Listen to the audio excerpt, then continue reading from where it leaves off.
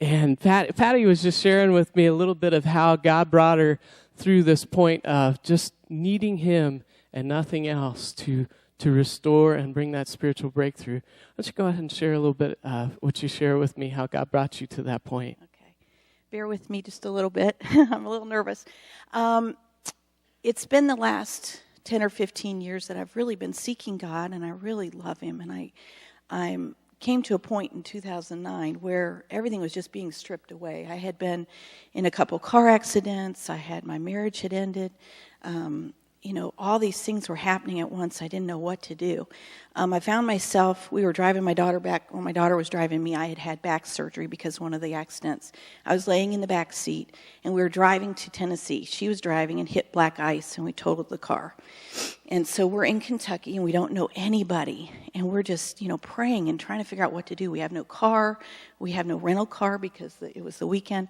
And everybody was so kind to us. And our church, the church I go to, has a fast 3 weeks every beginning of the year. So we do a Daniel fast, and the Daniel fast was supposed to start the next day.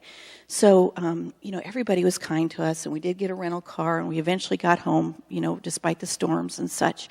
But I think that was the start of really saying and really learning that Jesus is all I need. Because I didn't have anything. I was a single mom.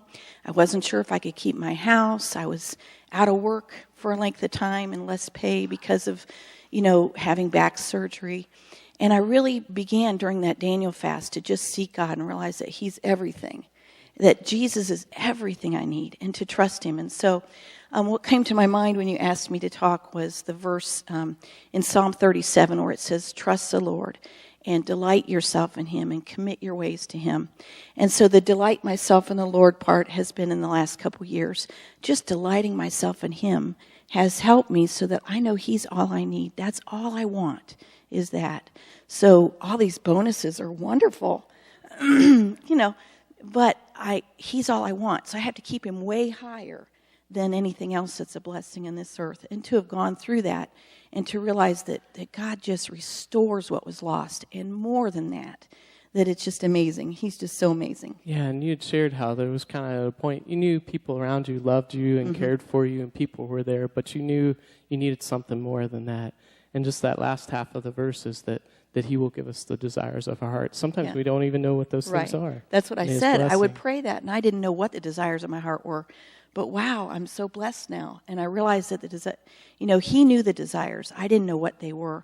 But I knew that if each day, in Romans 12, 1 through 2, I use the Message version, just commit my everyday life, my walking, my eating, my sleeping, my going to work life, just commit that to him, and he would show me, and he would bless me. I don't have to worry about what's next.